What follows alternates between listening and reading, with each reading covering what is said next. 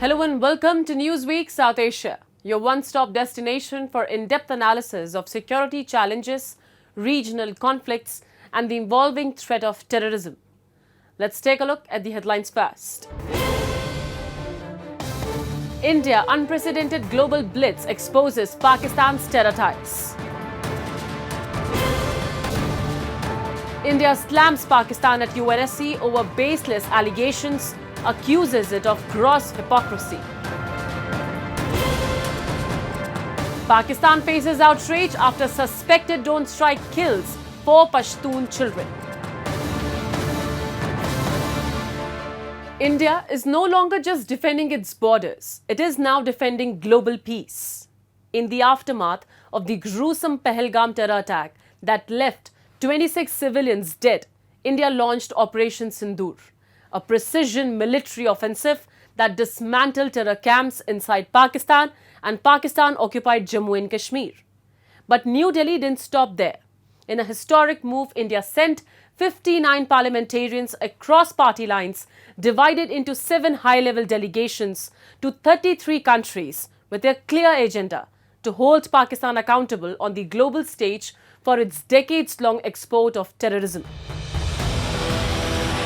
On May 7, 2025, just 15 days after the terror strike in Pahalgam, the Indian Armed Forces executed a highly coordinated and surgical offensive, Operation Sindoor. Multiple terrorist launchpads, training camps and logistical hubs in Pakistani-occupied territory were destroyed.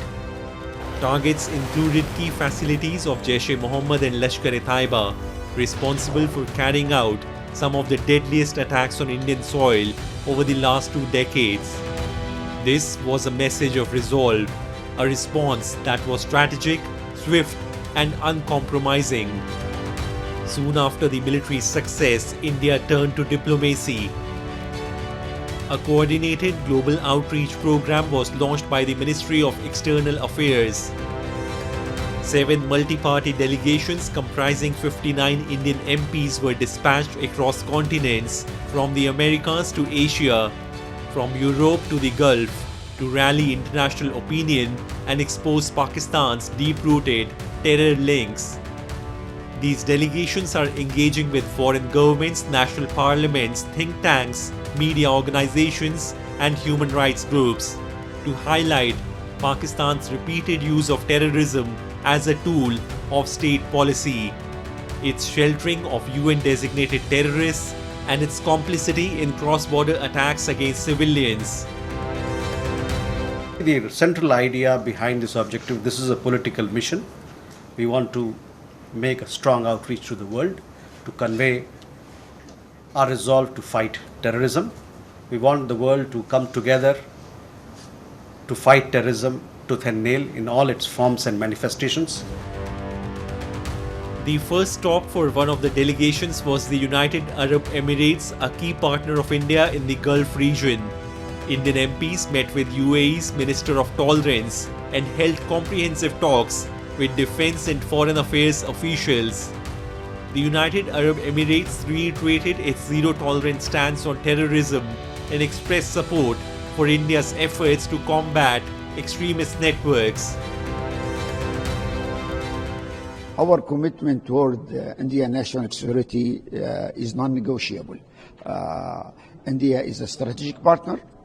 It's not only with the government, it's with the people, it's with the nation. We have a history of relationship with India. We want to take it to the next level.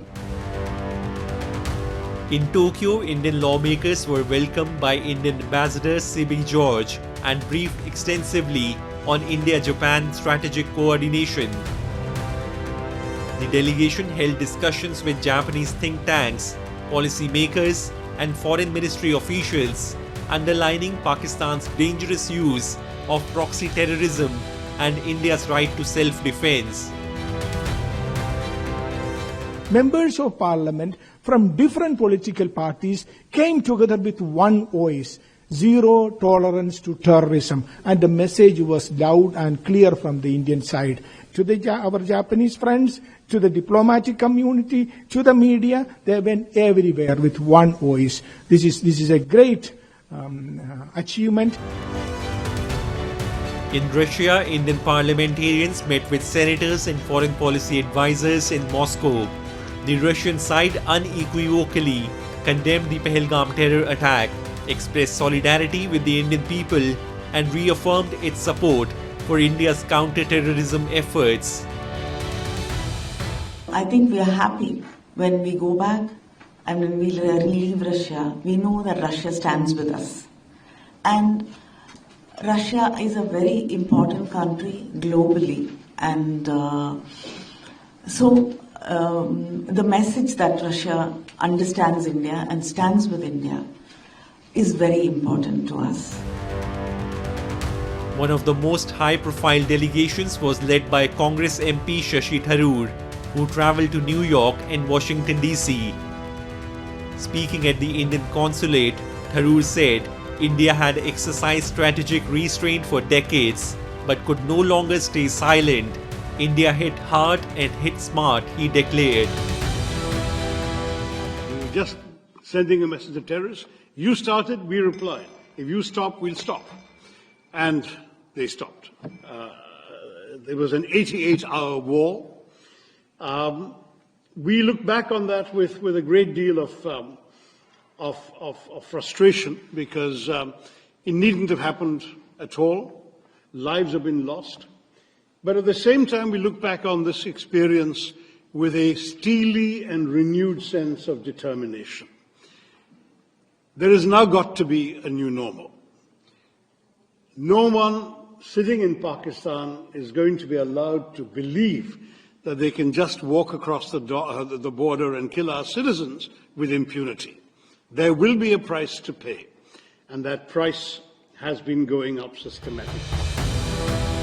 The delegation also engaged with US lawmakers and policy institutions, emphasizing that Pakistan's state complicity in terrorism must invite tangible international consequences. India's message has already resonated strongly across global power centers, from Washington to Tokyo.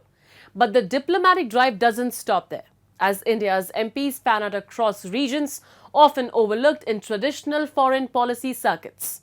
From Latin America to the Gulf, the aim is clear: to build a broad-based global coalition that isolates Pakistan diplomatically and morally for its continued sponsorship of terror. Let's now take you to Latin America, the Middle East and beyond, where India's outreach is gathering momentum. The Tharoor-led team did not stop in the US. They also reached out to Latin America. In Guyana, the delegation held a high-level meeting with President Mohamed Irfan Ali, who strongly condemned terrorism and voiced complete solidarity with India. Terrorism and extremism has no place in this world. Terrorism and extremism is against every aspect of human dignity, and we reject it in every shape and form, and we believe that everything must be done to ensure that terrorism and extremism is defeated at every front. In Panama, MPs met Assembly President Dana Castaneda, who publicly supported India's anti-terror mission. Addressing the Indian diaspora in Panama, Shashi Tharoor exposed Pakistan's decades of terror support and asserted that India's patience had run out. Pakistan has chosen a policy of enabling terror. And not just enabling, but creating terrorist establishments, financing them, training terrorists, equipping them. There have been examples in the last 20 years of attacks in New York, in London, in Madrid, in so many different parts of the world, which have been blamed provably on Pakistani terrorists or terrorists trained in Pakistan and brought to these countries. This is the sad reality we are facing today. Another Indian delegation led by Baijayant Panda visited Bahrain, where they met parliamentarians, influencers, and Deputy Prime Minister Sheikh Khalid bin Abdullah Al Khalifa. The discussions focused on shared threats of terrorism and India's role as a stable, democratic, regional leader.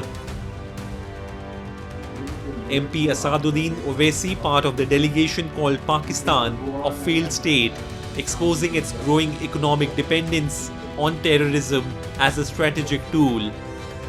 The parliamentarian from Hyderabad, Asaduddin Owaisi, strongly called for Pakistan to be placed on the Financial Action Task Force grey list again.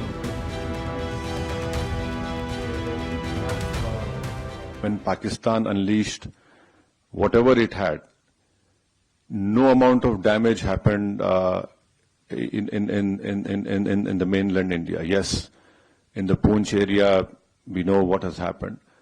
But the air defense system, I mean, what has been said by the government in the media is that, you know, all our technology, all our warfare was able to stop whatever was thrown from a failed state like Pakistan. Our government has taken all the steps to protect the life and limb of every Indian, and this government has made very clear. Next time you take up this misadventure, it will be beyond what they are expecting. In France, parliamentarian Ravi Shankar Prasad led another multi-party team. They engaged with French parliamentarians, business leaders, and the Indian diaspora. Prasad emphasized that while India continues to seek peace, it will not tolerate terror or provocation. The delegation presented dossiers on Pakistan-based terror networks and their recent infiltration attempts. Europe's role, they said, is vital in cutting off financial and diplomatic oxygen to rogue states using terrorism as policy. The Honorable Vice Chair of the Defense Foreign Affairs Committee, along with all her colleagues in the Senate, in this majestic building, has only one word to say. We are together with India in the fight against terrorism.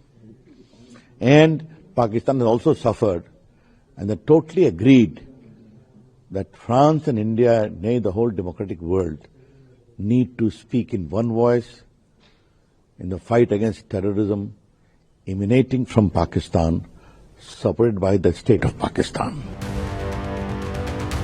Delegations also visited Singapore, South Korea, and Qatar, where they engaged with local media, strategic think tanks, and diplomats.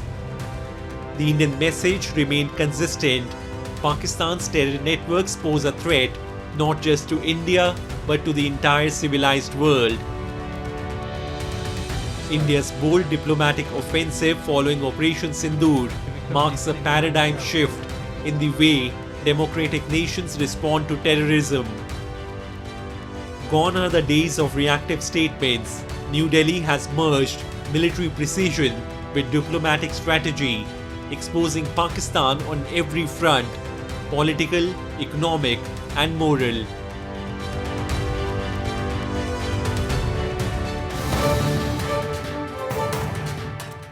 India has once again called out Pakistan at the highest diplomatic forum, the United Nations Security Council, exposing Islamabad's long-standing role in exporting terrorism across borders.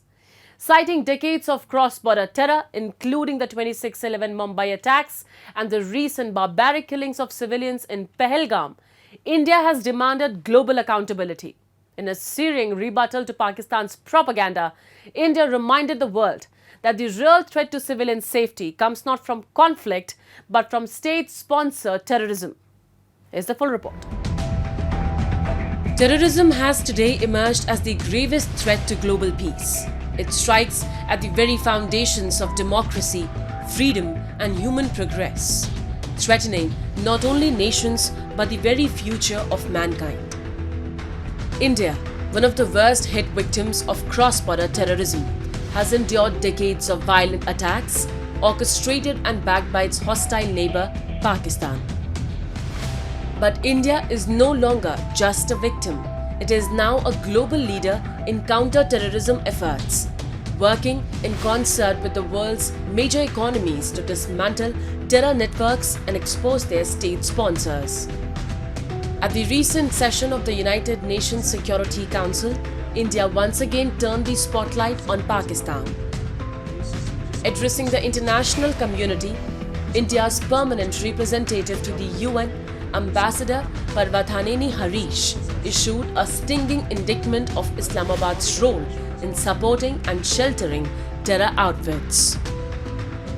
He described Pakistan's participation in the debate on the protection of civilians as a mockery of the forum's principles, calling it an affront to the victims of terrorism across the region. India has experienced decades of Pakistani-sponsored terrorist attacks across our borders.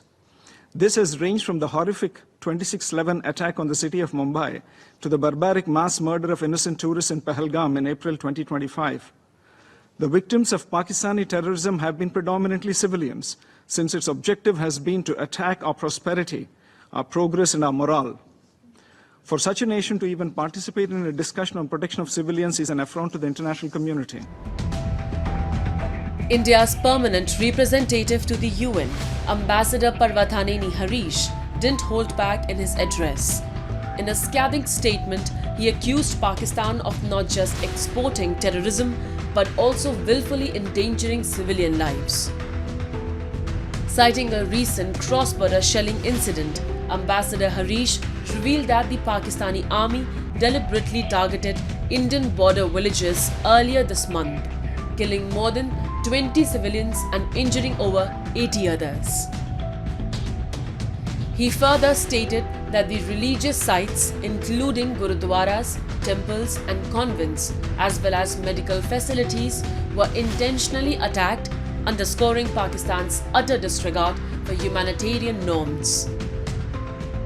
Calling out Islamabad's duplicity, Ambassador Harish declared, "A nation that makes no distinction between terrorists and civilians has no credentials to speak about protecting civilians."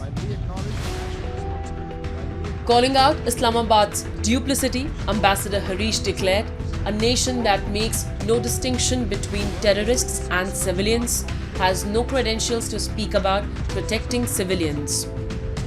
He dismissed Pakistan's participation in the UNSC debate on civilian protection as gross hypocrisy and part of a larger pattern of disinformation.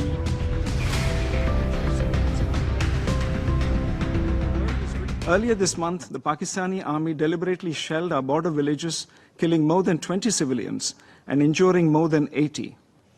There was intentional targeting of places of worship, including gurudwaras, temples and convents, as well as medical facilities. To preach at this body after such behavior is grossly hypocritical. Let us be clear. Protection of civilians should not serve as an argument for protection of UN-designated terrorists. The international community must come together on zero tolerance for terrorism and calling out those who sponsor and defend it. Hostilities along the line of control ended after both sides held Director General level talks on May 10th. But India has made it clear ceasefires and diplomacy cannot be a substitute for meaningful, irreversible action against terrorism. Until Pakistan takes tangible steps to dismantle its terror infrastructure, peace in the region will remain elusive. India has also urged the global community, including the UN and FATF, to intensify pressure on Pakistan, which remains a safe haven for groups like Lashkar-e-Taiba and Jaish-e-Mohammed, despite repeated international warnings and designations.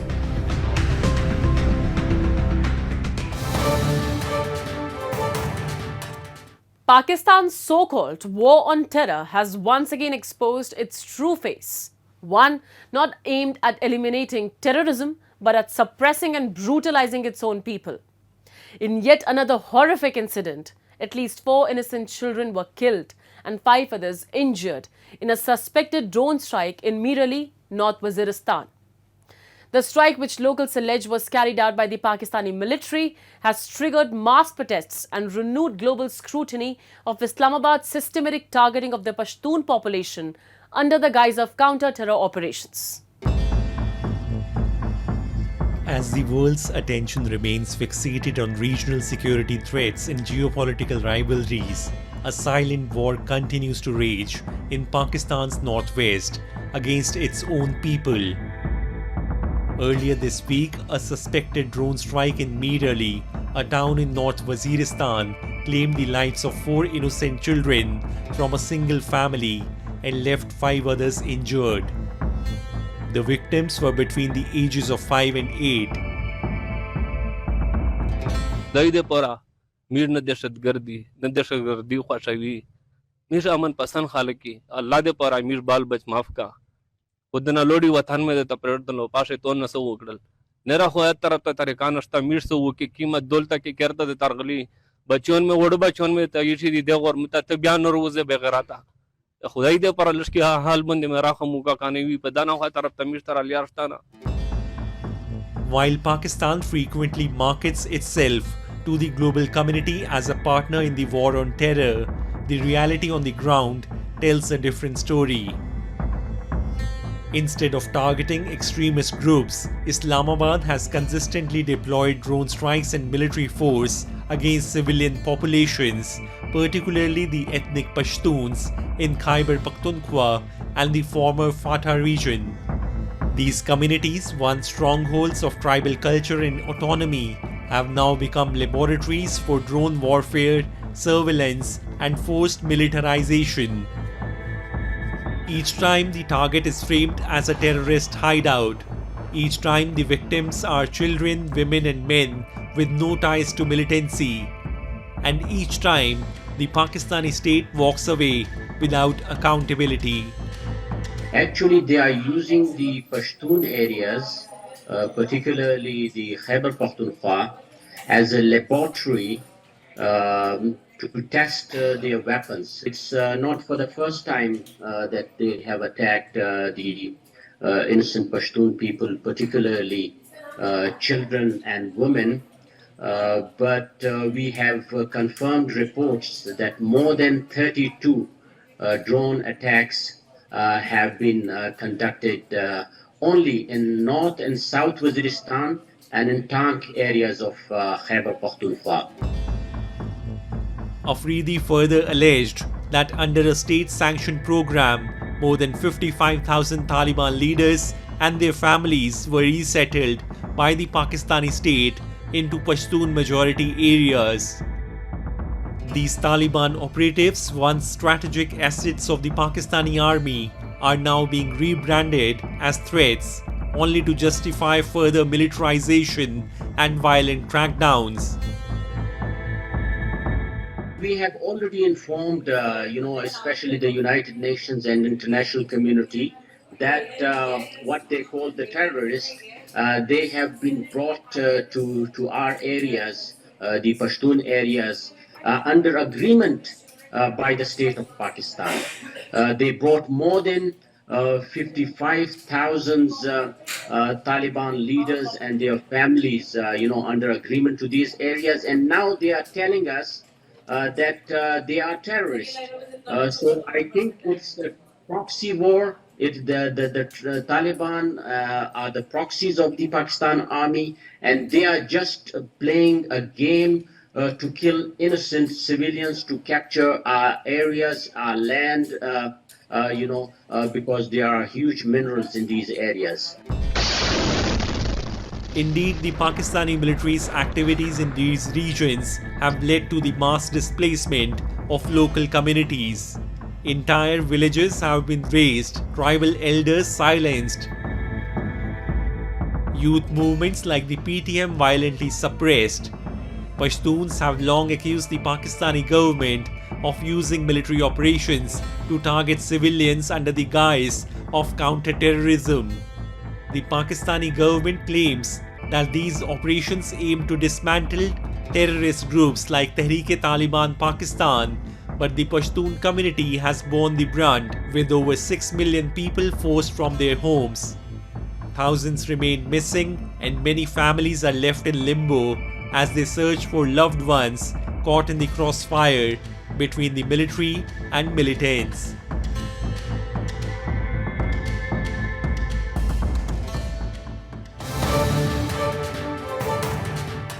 In Muzaffarabad, a region of Pakistan-occupied Jammu and Kashmir, government-imposed ban on local stone crushing plants has triggered widespread hardship. Officially, it's a move to enforce environmental regulations, but for hundreds of families, it means a sudden loss of livelihood. Construction work has come to a standstill, and in a region already reeling under soaring inflation, many are now struggling to even afford a roof over their heads. Our report brings you the ground reality. Despite the genuine concerns over air pollution from stone crushing plants, the government's response has been both reactive and careless. Instead of regulating dust control mechanisms, they imposed a sweeping shutdown without warning, alternatives, or public consultation. This negligence has led to widespread unemployment. Meanwhile, critical issues like the lack of operational standards, proper equipment maintenance, and long-term environmental planning continue to be ignored, leaving local communities to suffer the consequences. हुकूमत ने बंद किए हुए हैं तो वजह तो अब सबको पता है माशाल्लाह इस चीज़ को सब जानते हैं कि जो भी वजह है इसको ओपन है ये कोई छुपी लुकी बात तो है ही नहीं है तो इस बारे में गवर्नमेंट को भी पता है जो जज साहिबान हैं उनको भी पता है तो जो हवा में उनको भी पता है तो जो मशीनों में पानी नहीं लग रहा है वो खुश्क चल रहा है उनकी जो गिरद गुबार वाकई उससे हवा मुतासर होती है तो मशीनों वालों को चाहिए कि वो जो जहाँ जहाँ उनको पानी का बंदोबस्त हो सके वहाँ पे प्लांट लगा के यहाँ पानी अगर दूर है तो पैप के ज़रिए से पानी ला के उस गिरद गुबार को वो काबू कर सकते हैं. On the economic front, the ban has dealt a heavy blow to Pakistan-occupied Jammu Kashmir's already fragile economy. With no alternative employment measures in place, families that once relied on daily wages from construction sector now find themselves stranded. The sudden nature of the decision has left local communities scrambling with growing frustration over the lack of planning, support, or meaningful intervention from those in power. 8 से 10 लाख आदमी बेरोजगार हो चुका है यहाँ आज़ाद कश्मीर में. रमज़ान में labour के लिए पेमेंट ही नहीं थी ठेकेदारों के पास. तमाम कंस्ट्रक्शन के काम भी बंद हो चुके हैं. ब्लॉक फैक्ट्रियाँ भी बंद हो चुकी हैं. लोगों के प्राइवेट जो मकान थे वो भी बंद हो चुके हैं. हमारे ना वज़ीर आज़म साहब यहाँ ऐसे हैं, अल्लाह उनको हदायत दे, वो तो इस बात से देखते ही नहीं है. तो हम अदालत ही से अर्ज कर सकते हैं कि वो इस पर कोई नज़रसानी फरमाएं. The ban on stone crushing plants in Muzaffarabad reveals a troubling intersection of environmental neglect and economic hardship. Local residents are urging the judiciary and government to act swiftly to address the crisis, reviving livelihoods while ensuring environmental safeguards.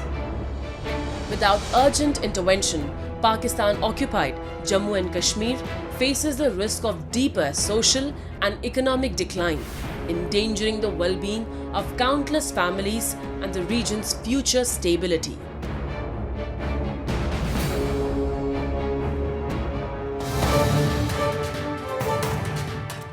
And with that, we come to the end of this edition of Newsweek South Asia. We'll be back next week with more news, views and analysis from the subcontinent. Meanwhile, do keep writing to us at nwsa@nin.com. This is Shivangi Mishra signing off on behalf of the entire team of Newsweek South Asia. Goodbye and take care.